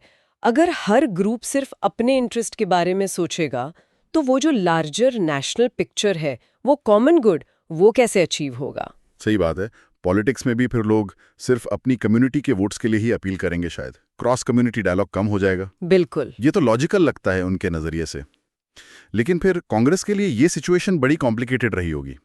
एक तरफ तो उनका ये फंडामेंटल विरोध था सेपरेट इलेक्टोरेट्स को लेकर। हाँ। और दूसरी तरफ कुछ पुरानी पॉलिटिकल बातें भी थीं, जैसे 1916 का वो लखनऊ पैक्ट। हाँ। जिसमें उन्होंने मुस्लिम लीग के साथ अग्रीमेंट में मुस्लिम्स के लिए सेपरेट इलेक्टोरेट्स को शायद टेम्पररी तौर पर मान लिया था। बिल्कुल, यहीं पर वो कॉम्प्लेक्सिटी थी। कांग्रेस इस अवार्ड से खुश बिल्कुल नहीं थी, लेकिन वो एक टाइट स्पॉट में थी। मुस्लिम्स के लिए सेपरेट इलेक्टोरेट्स पर वो 1916 में अग्री कर चुके थे, तो अब वो यूनिलैटरली, मतलब एक तरफा, उसे रिजेक्ट नहीं कर सकते थे बिना मुस्लिम कम्युनिटी की सहमति के। अच्छा, तो ये पेंच था। हाँ, इसीलिए कांग्रेस वर्किंग कमेटी ने एक बहुत ही बैलेंस्ड, बहुत नुआंस्ड पोजीशन ली। क्या कहा उन्होंने? उन्होंने एक रेजोल्यूशन पास किया जिसमें कहा गया कि कांग्रेस न तो इस अवार्ड को एक्सेप्ट करती है न ही रिजेक्ट करती है। अच्छा, ना हाँ, लेकिन ये स्पेसिफिकली उन कम्युनिटीज के लिए था जिनके साथ पहले अग्रीमेंट था, जैसे मुस्लिम, सिख्स। ओके। उन्होंने कहा कि जब तक ये कंसर्न कम्युनिटीज आपस में मिलकर कोई म्यूचुअली अग्रीएबल ऑल्टरनेटिव सोल्यूशन नहीं निकाल लेती, तब तक कांग्रेस इसी पोजीशन पर रहेगी। मतलब एक तरह से बॉल वापस उन कम्युनिटीज के कोर्ट में डाल दी कि आप लोग तय कर लो। हाँ, बिल्कुल। एक तरह की डिप्लोमेटिक टाइटरोप वॉक थी ये। अच्छा, ये तो हुई मुस्लिम्स और सिख्स की बात, लेकिन जो अवार्ड का सबसे कंट्रोवर्शियल हिस्सा था, डिप्रेस क्लासेस को हिंदू फोल्ड से अलग करके उन्हें सेपरेट इलेक्टोरेट्स देना, इस पर तो कांग्रेस का स्टैंड बिल्कुल क्लियर और स्ट्रांग रहा होगा। हाँ, बिल्कुल। इस पर तो कोई पिछला कमिटमेंट भी नहीं था उनका। नहीं, इस पर कोई कमिटमेंट नहीं था और इस पॉइंट पर कांग्रेस और लगभग सारे नेशनलिस्ट लीडर्स का रिएक्शन बहुत स्ट्रांग और नेगेटिव था। उन्हें ये ब्रिटिश गवर्नमेंट की तरफ से हिंदू सोसाइटी को पॉलिटिकली तोड़ने की, बांटने की कोशिश लगी। और गांधी जी, उनका क्या रिएक्शन था? वो तो जेल में थे उस वक्त। हाँ, और इसका सबसे पावरफुल और इमोशनल विरोध आया महात्मा गांधी की तरफ से। वो उस वक्त सिविल डिसोबीडियंस मूवमेंट के सिलसिले में पुणे की यरवदा सेंट्रल जेल में बंद थे। उन्होंने इस प्रोविजन को सिर्फ पॉलिटिकल नहीं माना, बल्कि एक गहरा मॉरल और सोशल इशू माना। उनके लिए ये इंडियन यूनिटी और नेशनलिज्म की जो आइडिया है, उस पर एक डायरेक्ट अटैक था। उनका स्पेसिफिक आर्ग्यूमेंट क्या था इसके पीछे? क्योंकि मतलब ऊपर से देखने पर तो ये लग सकता है कि डिप्रेस्ड क्लासेस को पॉलिटिकल पावर मिल रही है, उनकी अपनी रिप्रेजेंटेशन पक्की हो रही है, तो गांधी जी को ऐसा क्यों लगा कि ये उनके लिए आखिर में नुकसानदायक होगा? गांधी जी ने इस पर बहुत गहराई से सोचा था और कई इंपॉर्टेंट पॉइंट्स उठाए। पहला, उनका कहना था कि सेपरेट इलेक्टोरेट्स डिप्रेस्ड क्लासेस की जो असल समस्या है, यानी सदियों से चली आ रही सोशल डिस्क्रिमिनेशन और अनटचेबिलिटी, अस्पृश्यता, उसका कोई सल्यूशन नहीं देता। अच्छा, ये सिर्फ एक पॉलिटिकल बैंडेज जैसा है, एक बहुत गहरे सोशल घाव पर। उन्हें पॉलिटिकल रिप्रेजेंटेशन तो मिल जाएगी, पर क्या इससे उनकी सोशल स्टैंडिंग बेहतर होगी? क्या इससे छुआछूत खत्म होगी? गांधी जी को इस पर शक था। उन्हें शायद ये डर था कि इससे जो सोशल रिफॉर्म का एजेंडा है वो पीछे चला जाएगा। एग्जैक्टली। ये उनका दूसरा और सबसे बड़ा कंसर्न था। उन्हें लगा कि अगर डिप्रेस्ड क्लासेस को एक अलग पॉलिटिकल एंटिटी बना दिया गया, तो हिंदू सोसाइटी के अंदर से अनटचेबिलिटी को ख़त्म करने का जो मूवमेंट चल रहा था, जो सोशल रिफॉर्मर्स काम कर रहे थे, वो कमज़ोर पड़ जाएगा। फिर जो कास्ट हिंदू हैं, वो ये कह सकते हैं कि भाई अब तो उन्हें पॉलिटिकल राइट्स मिल गए, अब हमारी क्या जिम्मेदारी? हाँ, ये तो हो सकता है। गांधी जी को डर था कि इससे अनटचेबिलिटी एक तरह से पॉलिटिकली इंस्टीट्यूशनलाइज हो जाएगी। मतलब उन्हें लगा कि इससे उनकी अनटचेबल आइडेंटिटी और ज्यादा पक्की हो जाएगी, एक पॉलिटिकल ठप्पा लग जाएगा जो उन्हें हमेशा के लिए बाकी हिंदू समाज से अलग कर देगा। बिल्कुल। जैसे अगर हम किसी स्टूडेंट को स्कूल में फेलियर का लेबल लगा दें, तो वो लेबल उसकी पहचान का हिस्सा बन जाता है। चाहे उसमें इंप्रूव करने का पोटेंशियल हो, लोग उसे उसी नजर से देखने लगते हैं। प्रिसाइसली। गांधी जी ने ये पॉइंट बहुत जोरदार तरीके से रखा। उन्होंने कहा कि मुस्लिम्स या सिख्स के लिए सेपरेट इलेक्टोरेट उनकी बेसिक आइडेंटिटी नहीं बदलता, वो मुस्लिम या सिख ही रहते हैं। हाँ। लेकिन डिप्रेस क्लासेस के केस में ये सिस्टम उन्हें परमानेंटली अनटचेबल बना देगा, पॉलिटिकल स्ट्रक्चर के जरिए। उन्होंने ये फेमस लाइन कही थी कि ये सिस्टम इंश्योर करेगा कि अनटचेबल्स रिमेन अनटचेबल्स इन परपेचुइटी। ओह, मतलब हमेशा के लिए। हाँ, उनका स्टेटस एक तरह से फ्रीज हो जाएगा। इसीलिए गांधी जी ने जोर दिया कि असल जरूरत सिर्फ कुछ लेजिस्लेटिव सीट्स या गवर्नमेंट जॉब्स की नहीं है, बल्कि अनटचेबिलिटी को रूट एंड ब्रांच यानी जड़ से उखाड़ फेंकने की है। एक फंडामेंटल स्ट्रक्चरल चेंज की जरूरत है सोसाइटी में, ना कि सिर्फ ऊपरी पॉलिटिकल एडजस्टमेंट्स की। ये तो वाकई एक बहुत गहरा और मॉरली चार्ज्ड आर्ग्यूमेंट था। तो गांधी जी ने इसका सोल्यूशन क्या प्रपोज किया? अगर सेपरेट इलेक्टोरेट्स नहीं, तो फिर डिप्रेस क्लासेस की पॉलिटिकल रिप्रेजेंटेशन कैसे पक्की की जाए? गांधी जी का काउंटर प्रपोजल था joint electorates with reserved seats. अच्छा, जॉइंट इलेक्टोरेट मतलब डिप्रेस्ड क्लासेस के लिए सीटें रिजर्व की जाए, बल्कि उन्होंने कहा कि उनकी संख्या बढ़ा दी जाए। इस पर उन्हें कोई ऑब्जेक्शन नहीं था। ओके। लेकिन उन सीटों पर कैंडिडेट्स को चुनने का अधिकार जनरल इलेक्टोरेट को हो, यानी सभी वोटर्स जिसमें कास्ट हिंदू और डिप्रेस्ड क्लासेस दोनों शामिल हो, वो मिलकर वोट करें। अच्छा, सब मिलके चुने। हाँ, वो ये जरूर चाहते थे कि ये वोटिंग राइट्स ज्यादा से ज्यादा लोगों को मिले, आइडियली एक यूनिवर्सल फ्रैंचाइज सिस्टम के तहत। उनका फोकस यूनिटी पर था, पॉलिटिकल प्रोसेस में सबकी भागीदारी हो, सीट्स रिजर्व करो लेकिन इलेक्शन सब मिलके करें। और जब ब्रिटिश गवर्नमेंट ने उनकी अपील नहीं मानी तभी उन्होंने वो एक्सट्रीम स्टेप लिया, फास्ट अनटू डेथ का, आमरण अनशन का। हाँ, गांधी जी ने ब्रिटिश प्राइम मिनिस्टर को लेटर लिखा, अपनी चिंताएं बताईं, अपना सोल्यूशन प्रपोज किया, लेकिन ब्रिटिश गवर्नमेंट टस से मस नहीं हुई। उन्हें लगा कि उनके पास अब कोई और रास्ता नहीं बचा है इस फैसले को चैलेंज करने का और देश की आत्मा को, कॉन्शियस को झंझोड़ने का। तो 20 सितंबर 1932 को यरवदा जेल में ही उन्होंने फास्ट अनटू डेथ, आमरण अनशन शुरू कर दिया। उन्होंने प्रेस को एक बहुत ही मूविंग स्टेटमेंट जारी किया जिसमें उन्होंने कहा, मेरे जिंदगी का कोई मोल नहीं है, इस नेक काम के लिए 100 जिंदगियां भी कुर्बान करना कम होगा, ये देखते हुए कि हिंदुओं ने अपने ही धर्म के बेबस मर्द और औरतों पर कितने अत्याचार किए हैं। अरे बाप रे। उनके लिए ये एक तरह का प्रायश्चित भी था हिंदू सोसाइटी की तरफ से किए गए पापों का। वाह, इस खबर का बेहतर क्या असर हुआ होगा। सोचिए, एक तरफ सिविल डिसोबीडियंस मूवमेंट चल रहा है, पॉलिटिकल माहौल वैसे ही गर्म है, और दूसरी तरफ देश का सबसे बड़ा लीडर एक सोशल पॉलिटिकल इशू पर अपनी जान दांव पर लगा देता है। लोगों में कंफ्यूजन, चिंता, सब कुछ रहा होगा। जबरदस्त असर हुआ।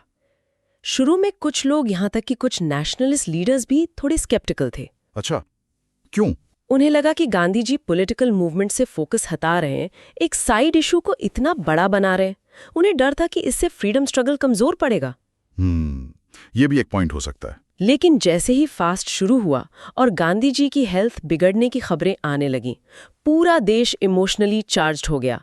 एक चिंता का माहौल बन गया, लोग उनकी जिंदगी के लिए फिक्रमंद हो गए। हाँ, स्वाभाविक है। हर तरफ मास मीटिंग्स होने लगी, रेजोल्यूशंस पास होने लगे कि गवर्नमेंट और लीडर्स कोई सोल्यूशन निकालें। 20 सितंबर, जिस दिन फास्ट शुरू हुआ, उसे पूरे देश में फास्टिंग एंड प्रेयर डे के रूप में मनाया गया। और इसका तुरंत एक डायरेक्ट इम्पैक्ट भी हुआ सोशल लेवल पे। वो क्या? पूरे देश में अचानक से एक लहर सी आई।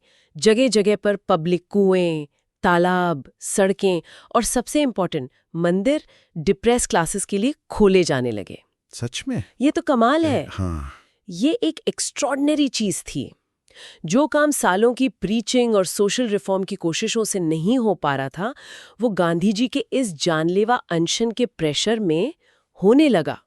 कास्ट हिंदूज पर एक जबरदस्त मॉरल प्रेशर क्रिएट हुआ।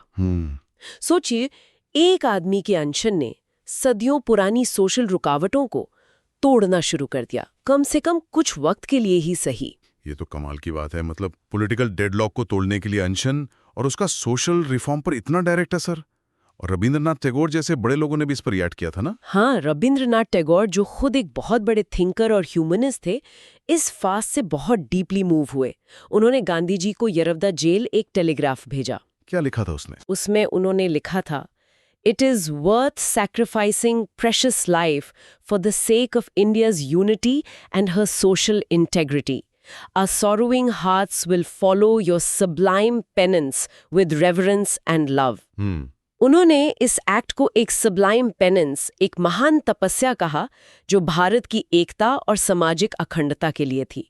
उन्होंने इसके मॉरल डायमेंशन को हाईलाइट किया। तो इस पूरे प्रेशर कुकर सिचुएशन में, जहां गांधी जी की हेल्थ गिर रही थी, देश भर में चिंता थी, सोशल बदलाव हो रहे थे, इस डेडलॉक को तोड़ने के लिए, समझौता करने के लिए कौन लोग आगे आए? खासकर डॉक्टर B.R. अम्बेडकर, जो डिप्रेस्ड क्लासेस के सबसे बड़े लीडर थे और जिन्होंने राउंड टेबल कॉन्फ्रेंसेस में सेपरेट इलेक्टोरेट्स की मांग जोरदार तरीके से रखी थी।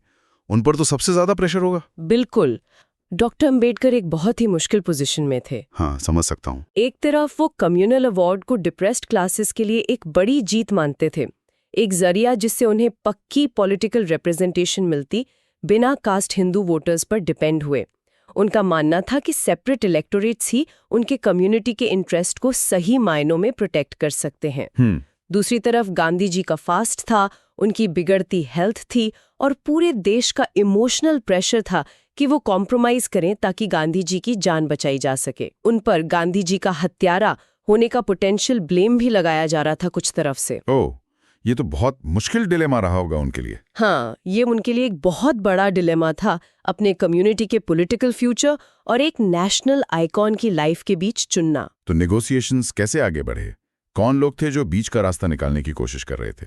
कई सारे लीडर्स एक्टिव हो गए कांग्रेस की तरफ से, और हिंदू महासभा के लीडर्स जैसे मदन मोहन मालवीय, तेज बहादुर सप्रू, M.R. जयकर, C. राजगोपालाचारी, ये सब लोग पुणे पहुंच गए। अच्छा।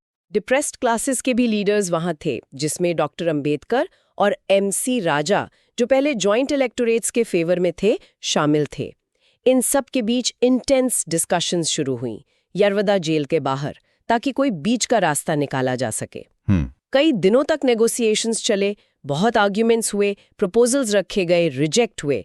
फाइनली सबके एफर्ट से एक अग्रीमेंट पर सहमति बनी, और उसी एग्रीमेंट को हम पूना पैक्ट के नाम से जानते हैं। इसमें फाइनली तय क्या हुआ? कैसे दोनों साइड्स की डिमांड्स को अकोमोडेट किया गया? हाँ, ये एग्रीमेंट पूना पैक्ट कहलाया, जो 24 सितंबर 1932 को साइन हुआ। इसके मेन पॉइंट्स ये थे। बताइए। पहला, डिप्रेस क्लासेस के लिए सेपरेट इलेक्टोरेट्स का आइडिया पूरी तरह छोड़ दिया गया। अच्छा, ये तो गांधी जी की जीत थी। हाँ, ये गांधी जी की कोर डिमांड थी, उनके प्रिंसिपल की जीत थी। दूसरा, बदले में डिप्रेस्ड क्लासेस के लिए रिजर्व्ड सीट्स की संख्या प्रोविंशियल लेजिस्लेचर्स में बहुत ज्यादा बढ़ा दी गई। कितनी? कम्युनल अवार्ड ने 71 सीटें दी थीं, पूना पैक्ट ने ये नंबर बढ़ाकर 147 कर दिया। अरे, डबल से भी ज्यादा। हाँ। तीसरा, इन रिजर्व्ड सीट्स के लिए इलेक्शन का एक यूनिक तरीका तय किया गया, एक 2-tier सिस्टम। 2-tier सिस्टम, वो कैसे? पहले स्टेज में सिर्फ डिप्रेस्ड क्लास वोटर्स ही हर रिजर्व्ड सीट के लिए 4 कैंडिडेट्स का एक पैनल चुनेंगे। ये प्राइमरी इलेक्शन हुआ। दूसरे स्टेज में जनरल इलेक्टोरेट, जिसमें सभी वोटर्स शामिल होंगे, कास्ट हिंदू भी, उस पैनल के 4 कैंडिडेट्स में से किसी एक को फाइनल इलेक्शन में वोट देकर चुनेंगे। अच्छा, इससे क्या हासिल हुआ? इससे ये इंश्योर करने की कोशिश की गई कि जो कैंडिडेट चुना जाए वो डिप्रेस्ड क्लासेस का एक्सेप्टेबल रिप्रेजेंटेटिव भी हो और लार्जर सोसाइटी का सपोर्ट भी उसे हासिल हो। इंटरेस्टिंग। और चौथा पॉइंट? चौथा, सेंट्रल लेजिस्लेचर में भी जनरल कॉन्स्टिट्यूएंसीज की टोटल सीट्स का 18% डिप्रेस्ड क्लासेस के लिए रिजर्व कर दिया गया। ओह, तो ये काफी क्रिएटिव कॉम्प्रोमाइज लग रहा है। गांधी जी का जॉइंट इलेक्टोरेट का प्रिंसिपल भी टेक्निकली रह गया, क्योंकि फाइनल वोटिंग सबने मिलकर करनी थी, और हिंदू समाज का पॉलिटिकल डिवीजन भी रुक गया। हाँ। और दूसरी तरफ डॉक्टर अंबेडकर ने न सिर्फ सेपरेट इलेक्टोरेट्स को छोड़ने के बदले में कहीं ज्यादा सीटें हासिल की, बल्कि प्राइमरी इलेक्शंस के जरिए ये भी पक्का किया कि डिप्रेस क्लास वोटर्स का अपने कैंडिडेट्स को चुनने में एक खास रोल रहेगा। बिल्कुल, दोनों साइड्स को कुछ ना कुछ मिला। ये एक क्लासिक एग्जाम्पल था एक पॉलिटिकल कॉम्प्रोमाइज का, जो एक तुरंत के संकट को टालने के लिए किया गया। पूना पैक्ट साइन होने के बाद ब्रिटिश गवर्नमेंट ने भी इसे एक्सेप्ट कर लिया और कम्युनल अवार्ड को उसी हिसाब से मॉडिफाई कर दिया। गांधी जी ने अपना फास्ट तोड़ दिया और देश ने राहत की सांस ली। लेकिन इस पैक्ट के जो लॉन्ग टर्म असर हुए वो बहुत कॉम्प्लेक्स रहे। इसने एक तरफ तो तुरंत के पॉलिटिकल बिखराव को रोका, पर दूसरी तरफ इसने डिप्रेस्ड क्लासेस की पॉलिटिकल आइडेंटिटी और उनके कांग्रेस और लार्जर हिंदू सोसाइटी के साथ रिश्ते को एक नई दिशा दे दी। हाँ, इस पर तो डिबेट्स आज तक चलती हैं कि ये पैक्ट डिप्रेस्ड क्लासेस के लिए कितना फायदेमंद या नुकसानदेह साबित हुआ लॉन्ग रन में। बिल्कुल। तो ये थी कहानी कम्युनल अवार्ड से लेकर पूना पैक्ट तक की। एक ऐसा एपिसोड जिसमें politics, social justice, personal conviction, moral dilemma सब कुछ एक साथ उलझ गया था। काफी ड्रामेटिक और सिग्निफिकेंट पीरियड था ये इंडियन हिस्ट्री का। चलिए आगे बढ़ते हैं। Okay, let's move our discussion forward. पिछली बार हमने कराची कांग्रेस और गोलमेज सम्मेलनों पर बात की थी। आज का फोकस रहेगा 1932 से 1934 के दौर पर, और खास तौर पर गांधी जी के अस्पृश्यता मतलब अनटचेबिलिटी के खिलाफ जो अभियान उन्होंने छेड़ा था। हाँ, ये पूना पैक्ट की ठीक बात का समय था। एग्जैक्टली। और ऐसा लगता है जैसे गांधी जी ने अपना पूरा वजूद, अपनी पूरी एनर्जी इसी एक मुद्दे पर लगा दी थी। बिल्कुल। हमारे पास जो जानकारी है, खासकर बिपिन चंद्रा की किताब और गांधी जी के अपने लेखों से, वो यही दिखाती है कि ये उनके लिए कोई साइड इशू नहीं था।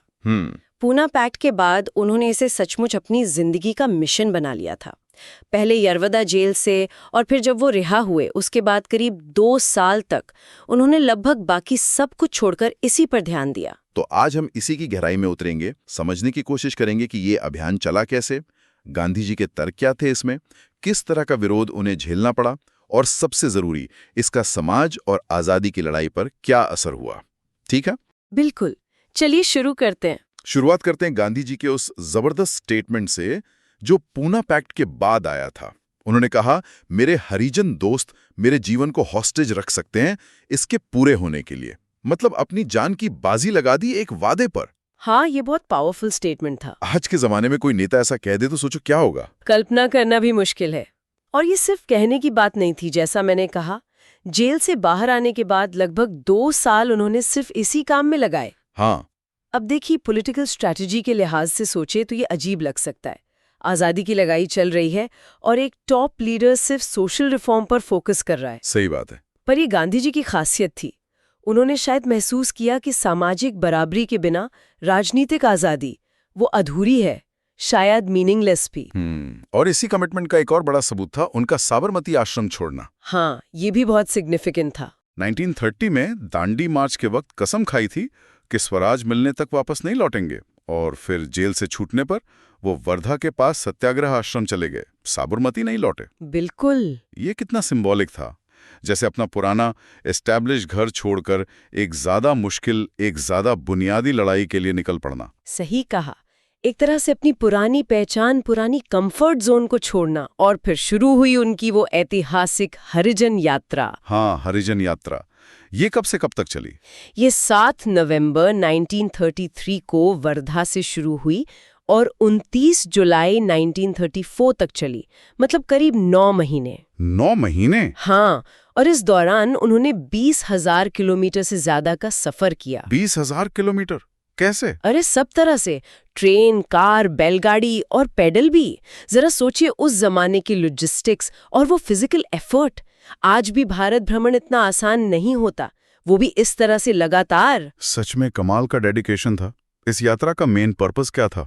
सिर्फ अवेयरनेस फैलाना या कुछ और भी? नहीं, इसके कई मकसद थे। एक तो हरिजन सेवक संघ, जो पूना पैक्ट के बाद बना था, उसके लिए फंड्स जमा करना। अच्छा, फंडरेजिंग भी? हाँ। दूसरा, अस्पृश्यता के हर रूप का पुरजोर विरोध करना, लोगों को झकझोरना, उनसे सीधे बात करना। और तीसरा, जो शायद सबसे अहम था, पढ़े लिखे शहरी सोशल वर्कर्स को मोटिवेट करना। किस लिए? कि वो गांव में जाएं और हरिजन, गांधी जी ने ये नाम दिया था डिप्रेस्ड क्लासेस को, उनके सामाजिक, आर्थिक, सांस्कृतिक, राजनीतिक बेटरमेंट के लिए काम करें। मतलब एकदम ग्रास रूट लेवल पर बदलाव लाने की कोशिश थी ये। Grass root mobilisation. इसी दौरान गांधी जी ने 2 बड़े उपवास भी रखे थे ना, मई 1933 और अगस्त 1933 में। हाँ, बिल्कुल। 2 बड़े उपवास। और ये कहते हुए कि या तो अनटचेबिलिटी हटाओ या मुझे हटाओ। ये तो मतलब सुनने में थोड़ा ड्रास्टिक, थोड़ा इमोशनल ब्लैकमेल जैसा नहीं लगता?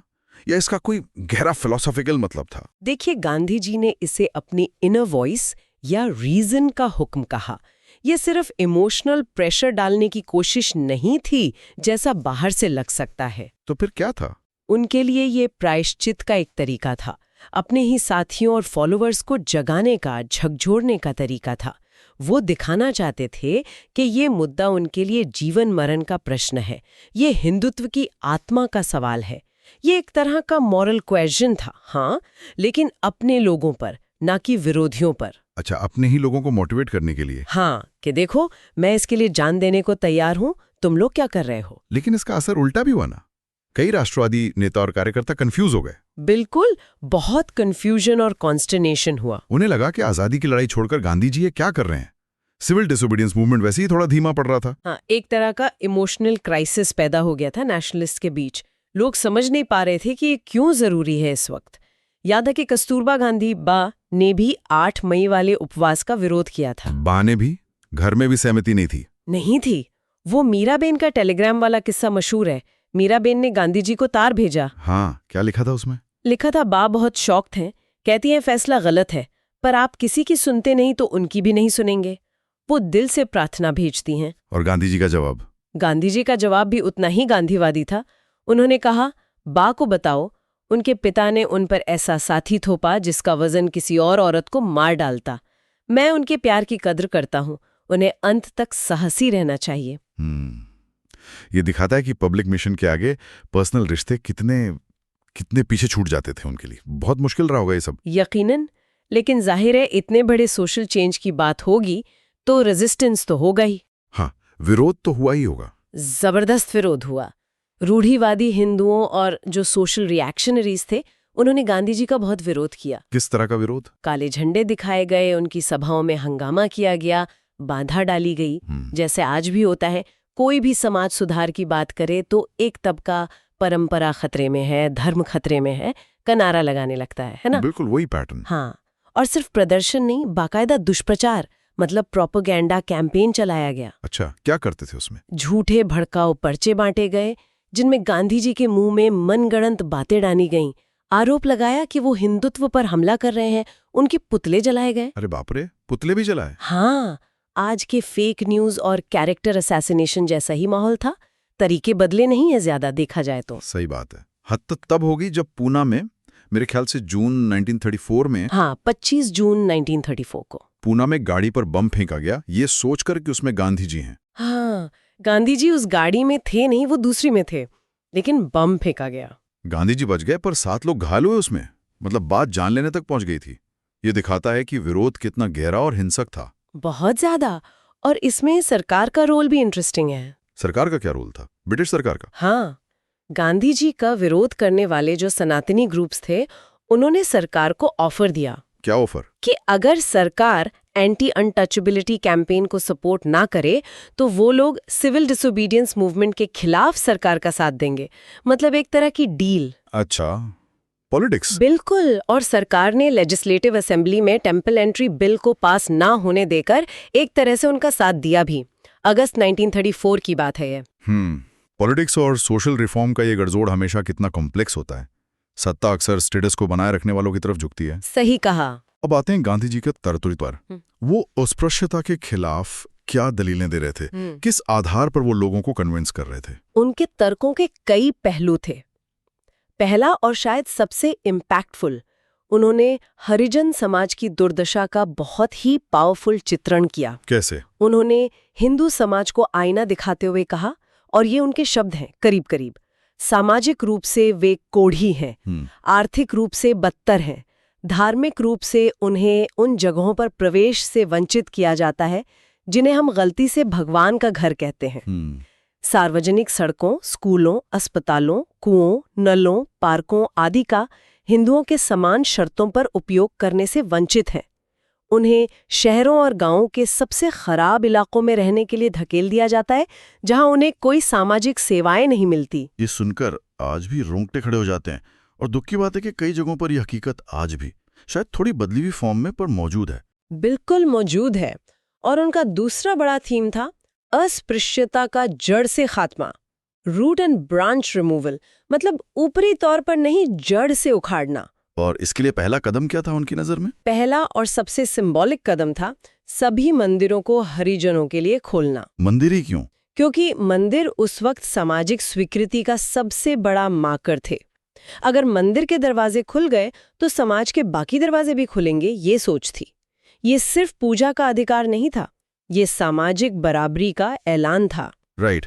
इन तर्कों का आधार क्या था? क्या वो सिर्फ धर्मग्रंथों की दुहाई दे रहे थे? नहीं, यही खास बात है।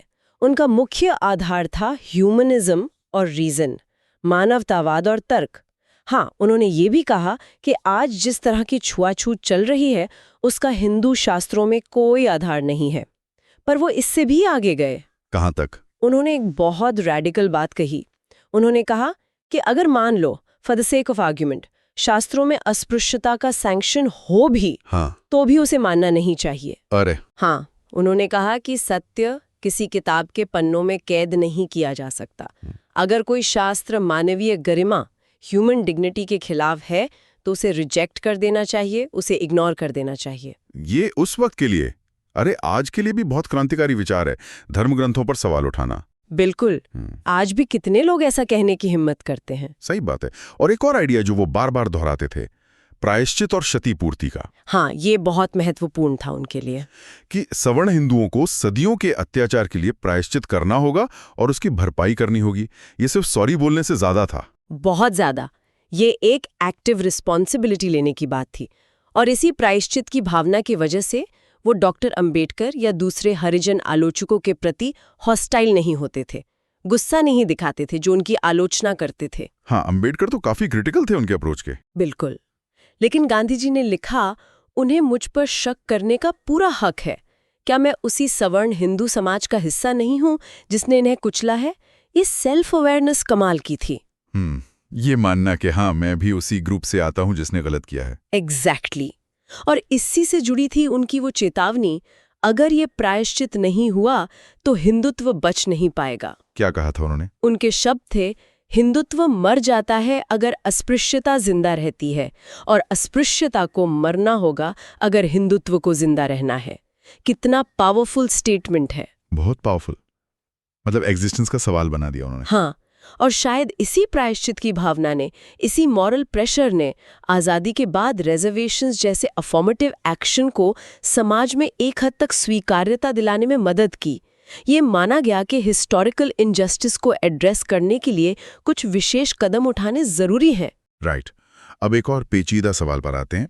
गांधी जी ने अस्पृश्यता, जाति व्यवस्था, कास्ट सिस्टम और अंतर्भोजन, अंतर्विवाह, इंटरडाइनिंग, इंटरमैरिज को कैसे देखा? क्या वो इन सबको एक ही तराजू में तौलते थे? नहीं, यहाँ गांधी जी ने थोड़ा फर्क किया। उन्होंने माना कि इंटरडाइनिंग और इंटरमैरिज पे जो पाबंदियां हैं वो गलत है और हटनी चाहिए, क्योंकि वो हिंदू समाज को बाधित करती हैं, स्टंट हिंदू सोसाइटी। हाँ। लेकिन उन्होंने ये भी पॉइंट आउट किया कि ये पाबंदियां तो सवर्ण जातियां आपस में भी मानती हैं और हरिजन भी आपस में मानते हैं सब कास्ट में। अच्छा, तो ये सिर्फ हरिजन स्पेसिफिक नहीं था? हाँ, उनके हिसाब से एक वाइडर इश्यू था।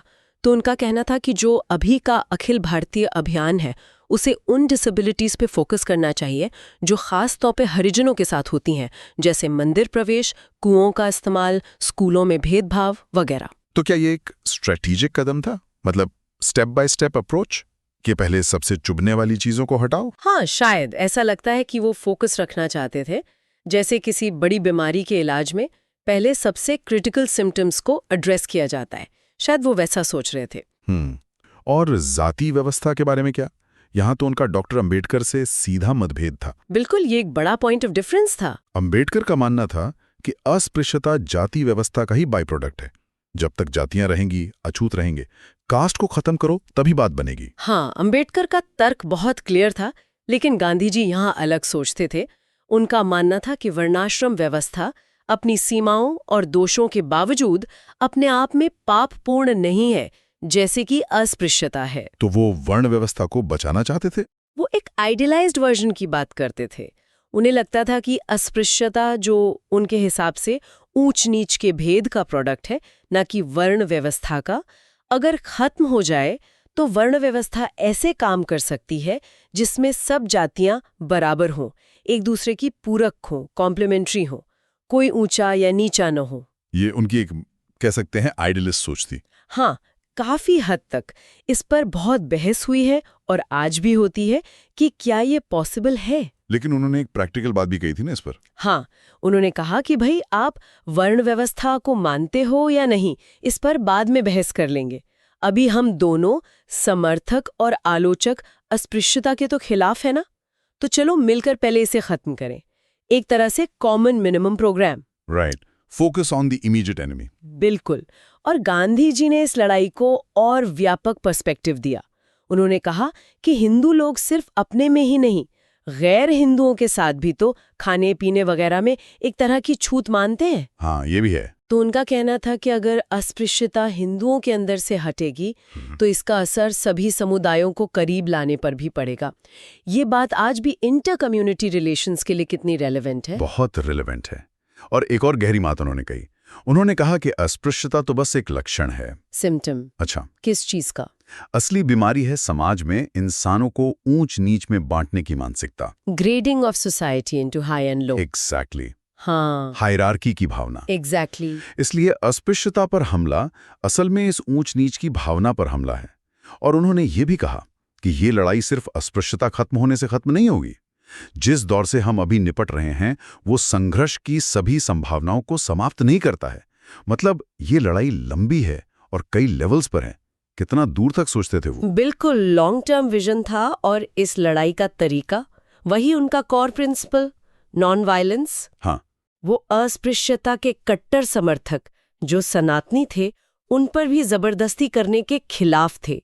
उनका मानना था कि उन्हें भी सहना होगा, समझाना होगा, उनके दिल और दिमाग को अपील करके जीतना होगा। ये थोड़ा मुश्किल नहीं लगता? जो लोग मानने को तैयार ही नहीं है उन्हें कैसे जीतेंगे? हाँ, ये उनकी 19th सेंचुरी लिबरलिज्म और उनकी अपनी आध्यात्मिकता का मेल था। हृदय परिवर्तन में उनका विश्वास बहुत गहरा था। तो फिर उपवास का क्या मतलब था? अगर वो विरोधियों को मजबूर करने के लिए नहीं थे, आपने कहा तो वो अपने लोगों के लिए थे। हाँ, उन्होंने साफ किया कि उनके उपवास विरोधियों के खिलाफ या उन्हें मंदिर, कुएं आदि खोलने के लिए मजबूर करने के लिए नहीं थे। वो दोस्तों और अनुयायियों, फॉलोअर्स को प्रेरित करने और उन्हें अपने एंटी अनटचेबिलिटी काम को दोगुना करने के लिए उकसाने के, गोड करने के लिए थे। अपनी ही सेना को चाजब करने जैसा। अच्छा, इनर मोटिवेशन के लिए एक क्रम था। क्या था उसमें? शिक्षा को बढ़ावा देना, साफ सफाई पर जोर, कुछ आदतें जैसे सड़ा मांस या गोमांस खाना छोड़ना, शराब छोड़ना, और सबसे जरूरी अपने अंदर की जातियों में जो ऊंच नीच और छुआछूत थी उसे खत्म करना। मतलब सेल्फ इम्प्रूवमेंट पर भी जोर था। हाँ, लेकिन एक चीज नोटिसेबल है इस पूरे अभियान में। क्या? इसमें हरिजनों द्वारा कोई बड़ा मिलिटेंट स्ट्रगल शामिल नहीं था, जैसे खुद मंदिर प्रवेश के लिए सत्याग्रह करना या जातिगत नियमों को सीधे तौर पर तोड़ने का आह्वान, मास डेमोन्स्ट्रेशंस, पिकेटिंग, ये सब नहीं दिखता। हाँ, ये बात सही है। ऐसा क्यों? क्या अब गांधी जी कंट्रोल रखना चाहते थे या कोई और वजह थी? ये कॉम्प्लेक्स सवाल है। आलोचक कहते हैं कि गांधी जी शायद सोशल फैब्रिक को एकदम से डिसरप्ट नहीं करना चाहते थे, एक ग्रेजुअल बदलाव चाहते थे। हो सकता है वो सवर्ण हिंदुओं के हृदय परिवर्तन पर ज्यादा जोर दे रहे थे, जैसा हमने कहा। लेकिन गांधी जी को ये अंदाजा जरूर था कि उनका ये आंदोलन हरिजनों में रोज बढ़ती हुई जागरूकता, डेली इंक्रीजिंग अवेकनिंग पैदा कर रहा है। अच्छा। हाँ, और उन्होंने कहा भी कि वक्त आने पर चाहे सवर्ण हिंदू पसंद करें या ना करें, हरिजन अपनी स्थिति बना लेंगे। एक लॉन्ग टर्म विजन था कि ये चिंगारी आगे चलकर बड़ी आग बनेगी। एम्पावरमेंट प्रोसेस शुरू हो गया है। राइट। अब एक आखिरी पॉइंट पर आते हैं। गांधी जी बार बार कहते थे कि ये हरिजन आंदोलन पॉलिटिकल नहीं है, ये तो हिंदुत्व और हिंदू समाज को प्योरीफाई करने का आंदोलन है। क्या ये बात पूरी तरह मानी जा सकती है? देखिए, ऊपरी तौर पर उनका उद्देश्य सामाजिक और धार्मिक शुद्धिकरण था, इसमें शक नहीं। लेकिन वो इतने नाइव नहीं थे कि इसके पॉलिटिकल कॉन्सिक्वेंसेस को ना समझें। मतलब? उन्हें पता था कि ये आंदोलन महान राजनीतिक परिणाम देगा। उन्होंने कहा भी कि जैसे अस्पृश्यता हमारे पूरे सामाजिक और राजनीतिक ताने बाने को जहरिया बनाती है, वैसे ही इसे हटाने से वो ताना बाना मजबूत होगा, यूनिटी बढ़ेगी। हाँ, ये तो है। और इसका एक सीधा राजनीतिक फायदा भी हुआ ना कांग्रेस को? बिल्कुल। जब आजादी का कोई बड़ा मास मूवमेंट नहीं चल रहा था, जैसे सिविल डिसोबीडियंस के बाद के दौर में, तब कांग्रेस के कार्यकर्ता इस रचनात्मक काम में लगे रहे, संगठन एक्टिव रहा। और सबसे बड़ी बात, इस काम के जरिए राष्ट्रवाद, नेशनलिज्म का संदेश धीरे धीरे हरिजनों तक पहुंचा, जो ज्यादातर खेतीहर मजदूर थे और अब तक शायद राष्ट्रीय आंदोलन से काफी हद तक कटे हुए थे। तो इससे नेशनल मूवमेंट का बेस चौड़ा हुआ। एग्जैक्टली।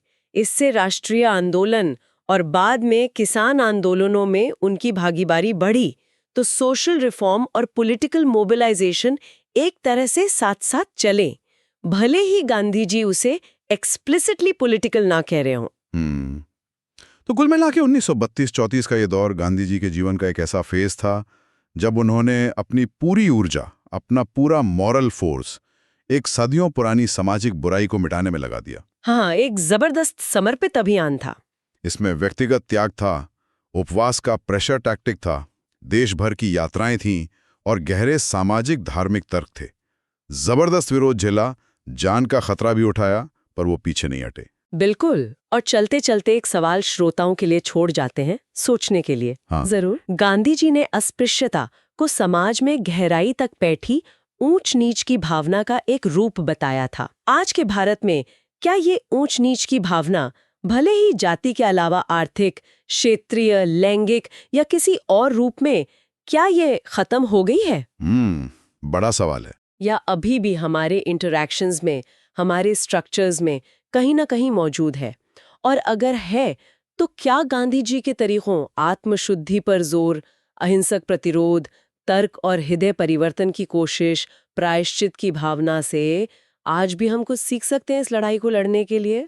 सोचने वाली बात है। Okay, so we hope you liked our today's discussion on chapter 23 from Karachi to Wardha, the years from 1932 to 1934 of India's struggle of independence by Bipin Chandra. For more such discussions on UPSC topics, subscribe to the UPSC podcast channel.